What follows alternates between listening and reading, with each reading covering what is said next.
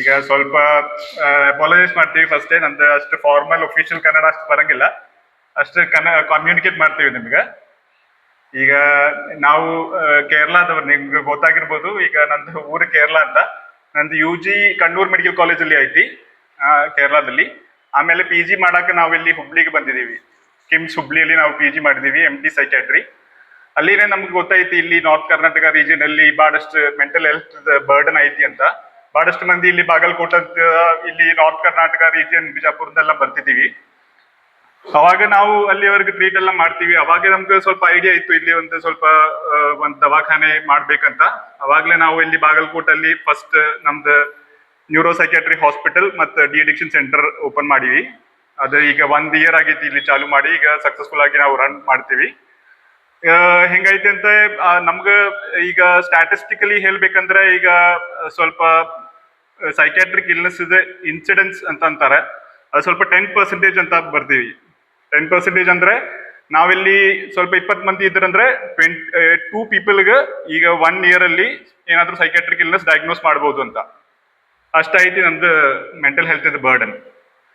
ಆಮೇಲೆ life time prevalence ಅಂತ ಅಂತಾರೆ. ಈಗ ನಮಗೆ ಸ್ವಲ್ಪ ಬರ್ತ್ ಅಂತ ಡೆತ್ ತನಕ ಸ್ವಲ್ಪ 13.5% ಸುಮಾರು ಬರ್ತಿದಿ ಇದು ಮೆಂಟಲ್ ಹೆಲ್ತ್ ಇದು ಏನಾದ್ರೂ ಇಲ್ನೆಸ್ ಬರಾಕ ಚಾನ್ಸಸ್.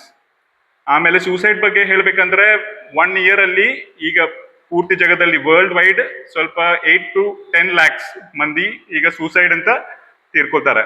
ಅದರಲ್ಲಿ ನಮ್ದು ಇಂಡಿಯಾದ ಕಾಂಟ್ರಿಬ್ಯೂಷನ್ 1/4 ಐತಿ. ಆಮೇಲೆ ನಮ್ಗೆ ಬಹಳಷ್ಟು ಕಾಲ್ ಬರಾಕತ್ತಿದೀವಿ ಈಗ ಪೇಷಂಟ್ ಬಗ್ಗೆ, ಈಗ ಹೆಂಗ್ ಕರ್ಕೊಂಡ್ ಬರ್ಬೇಕು ಆ ತರ ಎಲ್ಲ ಬಹಳಷ್ಟು ಕಾಲ್ ಬರ್ತಿದೀವಿ. ಅದು ನಮ್ದು ರಿಸೆಪ್ಷನಿಸ್ಟ್ ಅವ್ರಿಗೆ ಹೆಂಗ್ ಆಗ್ತೈತಿ ಅಷ್ಟು ಹಂಗ ಹ್ಯಾಂಡಲ್ ಮಾಡಾಕತ್ತೀವಿ. ಅವರ ಮೊದ್ಲು ಅಡ್ರೆಸ್ ಎಲ್ಲ ಹೇಳಿಕೊಡ್ತಾರ, ಇಲ್ಲಿ ಕರ್ಕೊಂಡ್ ಬರ್ರಿ, ಇಲ್ಲಿ ದವಾಖಾನೆ ಐತಿ, ಟೈಮಿಂಗ್ಸ್ ಎಲ್ಲ ಹೇಳಿಕೊಡ್ತಾರ ಅವ್ರ.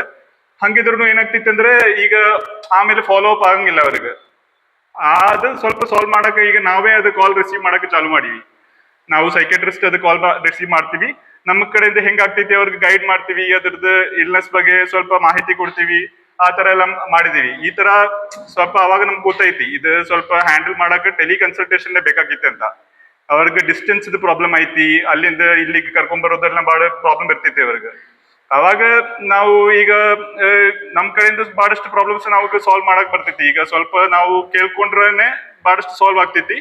ಆಮೇಲೆ ನಮಗ ಅದರದ್ದು ಸ್ಟಿಗ್ಮಾ ಬಗ್ಗೆ, ಅದು ಹೆಂಗ್ ಅದ್ರದ್ದು ಕಾಸಸ್ ಹೆಂಗಿರ್ತೈತಿ, ಅದು ಹೆಂಗ್ ಟ್ರೀಟ್ ಮಾಡೋದು, ಸ್ವಲ್ಪ ಅಬ್ನಾರ್ಮಲ್ ಬಿಹೇವಿಯರ್ ವಿಚಿತ್ರವಾಗಿ ಏನಾದ್ರು ನೋಡಿದ್ರೆ ಅದು ಹೆಂಗ್ ಗುರ್ತಿಡಿಯೋದು, ಅದೆಲ್ಲ ಸ್ವಲ್ಪ ಹೇಳಿಕೊಡಾಕ, ಆಮೇಲೆ ಅದ್ರ ಬಗ್ಗೆ ಮಾಹಿತಿ ಕೊಡಾಕೆಲ್ಲ ನಮಗ ಮಾಡ್ಬೇಕಾಗಿದೆ. ಅದು ಚಾಲು ಮಾಡಿದಕ್ಕೆ ಆಮೇಲೆ ನಮ್ಗೆ ವಿಚಾರ ಟ್ರೀಟ್ ಇಲ್ನೆಸ್ ಇದೆಲ್ಲ ಟ್ರೀಟ್ ಮಾಡಾಕ ಇಂಡಿಯಾದಲ್ಲಿ 0.75 ಸೈಕ್ಯಾಟ್ರಿಸ್ಟ್ ಅಷ್ಟೇ ಐತಿ per 10 lakhs.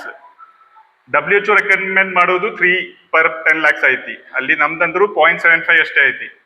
ಈ ಟ್ರೀಟ್ಮೆಂಟ್ ಗ್ಯಾಪ್ ಈಗ ಕನ್ಸಲ್ಟೇಷನ್ ಮಾಡ್ಕೊಳಕ್ ಒಂದು ಅವಕಾಶ ಐತಿ. ಅದು ಅಲ್ಲದೆ ಈ ಅವಕಾಶದಲ್ಲಿ ಏನಂತಂದ್ರೆ ನಾವು ಯಾರಿಗೆ ನೀವು ರಿಸೆಪ್ಷನ್ ಥ್ರೂ ಆ ಥರ ಈ ಥರ ಏನು ಬರಂಗಿಲ್ರಿ. ಅದಕ್ಕೆ ಡೈರೆಕ್ಟ್ ಆಗಿ ನೀವು ಡಾಕ್ಟರ್ ಜೊತೆನೇ ಮಾತಾಡ್ಬೋದು. ಅವ್ರು ಏನೇ ಪ್ರಾಬ್ಲಮ್ ಇರಲಿ. ಈ ವಿಚಾರದ ಹೆಂಗಾಗುತ್ತೆ ಅಂದ್ರೆ ಸಣ್ಣ ಮಕ್ಕಳು ಇರ್ಬೋದು, ಅವರಿಗೆ ಶೈಕ್ಷಣಿಕ ತೊಂದರೆ ಇರ್ಬೋದು, ಯಾವುದೇ ಒಂದು ಪ್ರೆಷರ್ ಇರ್ಬೋದು, ಅಥವಾ ಏನಂದ್ರೆ ಮನೇಲಿ ಹೆಣ್ಮಕ್ಳಿಗೆ ಒಂದು ಏನೋ ಒಂದು ಪ್ರಾಬ್ಲಮ್ ಇರ್ತಾವ, ಅದನ್ನ ಅವ್ರಿಗೆ ಹೇಳ್ಬೇಕಂದ್ರೆ ಎಷ್ಟೋ ಸಲ ಕಷ್ಟ ಆಗುತ್ತೆ ಅವರಿಗೆ. ಆ ವಿಷಯಗಳನ್ನ ಅವರಿಗೆ ತಿಳಿಸ್ಕೊಡಕ್ ನಮ್ಗೊಂದು ಸ್ವಲ್ಪ ಅಂದ್ರೆ ಇವ್ರು ಡೈರೆಕ್ಟ್ ಆಗಿ ಡಾಕ್ಟರ್ನ ಮಾತಾಡೋದು ಏನಾಗುತ್ತೆ ಅಂದ್ರೆ ಅವರಿಗೆ ಒಂದು ರಿಲ್ಯಾಕ್ಸೇಷನ್ ಬರುತ್ತೆ. ಈಗ ಎಲ್ಲಾ ರೋಗಕ್ಕೂ ಒಂದು ಪ್ರಥಮ ಚಿಕಿತ್ಸೆ ಅಂತ ಇದ್ದಿರುತ್ತೆ ಎಲ್ಲಾ ಕಡೆ. ಆ ಪ್ರಥಮ ಚಿಕಿತ್ಸೆ ಹೆಂಗಂದ್ರೆ ಈ ಮನೋರೋಗ ಅಂತ ಬಂದಾಗ ಏನಾಗುತ್ತೆ ಅಂದ್ರೆ ಪ್ರಥಮ ಚಿಕಿತ್ಸೆ ಅಂತ ಹೇಳ್ಬಿಟ್ಟು ನಾವು ಅವ್ರಿಗೆ ಏನೋ ಡೈರೆಕ್ಟ್ ಆಗಿ ಈ ತರ ಟ್ರೀಟ್ಮೆಂಟ್ ಕೊಡಕ್ ಬರಂಗಿಲ್ಲ. ಮಾತು ಅನ್ನೋದು ಒಂದು ದೊಡ್ಡ ಪ್ರಥಮ ಚಿಕಿತ್ಸೆ ಇರುತ್ತೆ ಅವರಿಗೆ. ಯಾಕಂದ್ರೆ ಸೊಸೈಟಲ್ ಥಾಟ್ಸ್ ಬಂದಾಗ ಒಬ್ಬರನ್ನ ಅವ್ರು ಹೇಳಿ ಮಾತುಗಳನ್ನ ಕೇಳ್ಕೊಂಡು ಅವ್ರಿಗೆ ಉತ್ತರ ಕೊಡೋದು ಒಂದು ದೊಡ್ಡ ವಿಷಯ ಇರುತ್ತೆ.